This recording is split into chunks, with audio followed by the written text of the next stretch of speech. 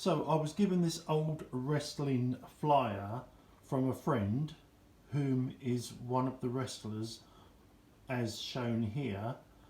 Unfortunately, he put it on a really bad piece of boarding and left it to decay for a number of years. I'm going to try to see whether I can tidy it up and hopefully install it in a frame. I will continue this. Okay, let's see if we can trim the picture so that it will fit into the frame. I don't know how this is going to work. I'm hoping I don't do any major damage. Oh dear, that's not very good.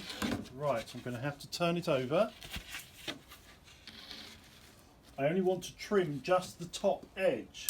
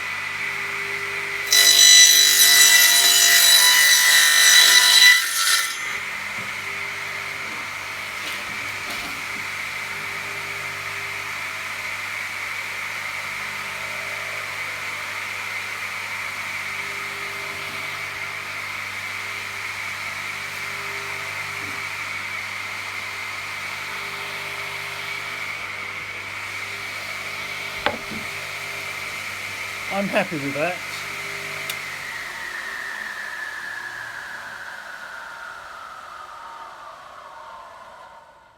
I have decided to see if I can trim this top edge, and I don't seem to be losing any of the lettering.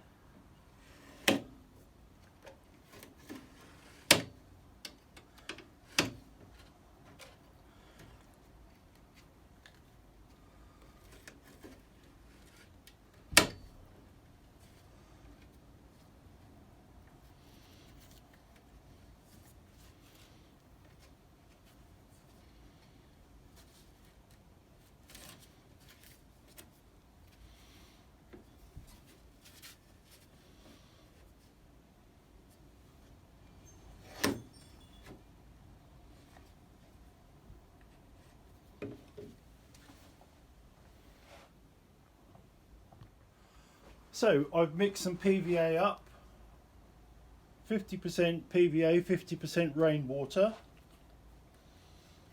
and now to start. Hopefully this will stabilise the poster to the timber. It should dry clear, fingers crossed, and hopefully preserve it for many, many years to come.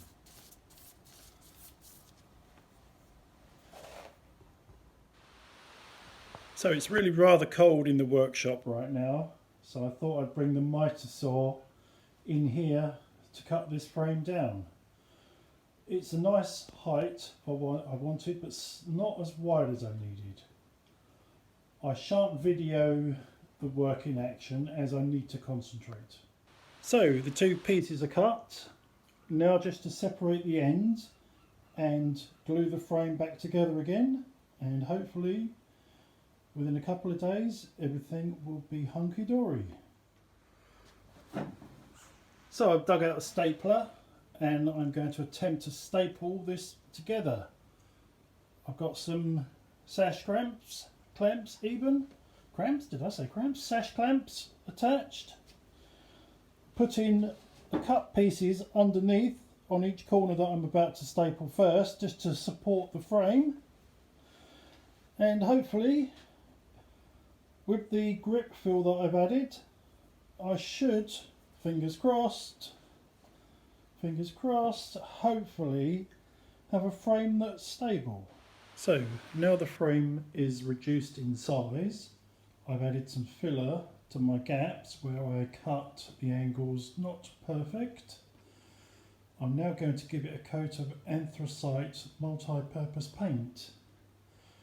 It's an expensive paint at over $50 a tin, but you can literally paint anything with it. Hopefully it will set off the yellow and black of the poster very nice. First coat applied,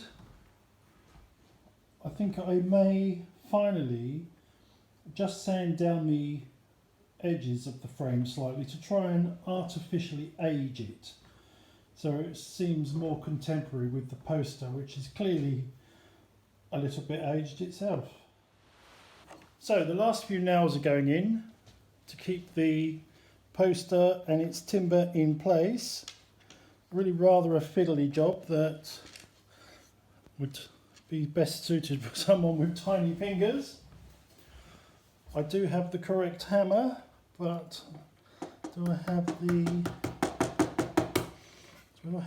ability?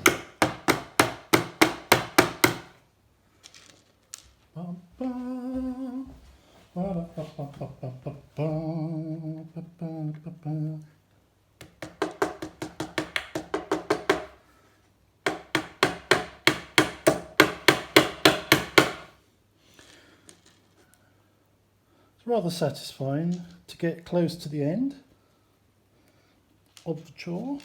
Oh, there goes another nail. It will pop out later. Probably go somewhere where I don't want it and end up in my shoes.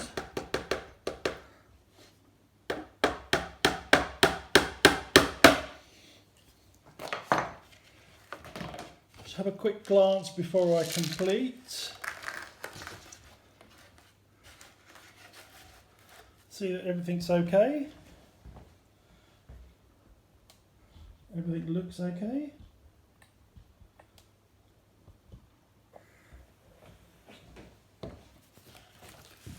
As I said, I have tried to stress the frame because we don't want the frame taking centre stage, we want the old poster to be centre stage. I was umming and ahhing over to whether glazing it or not, but my DIY is what I can afford, and I don't think I can afford the piece of glass that would go in there at the moment.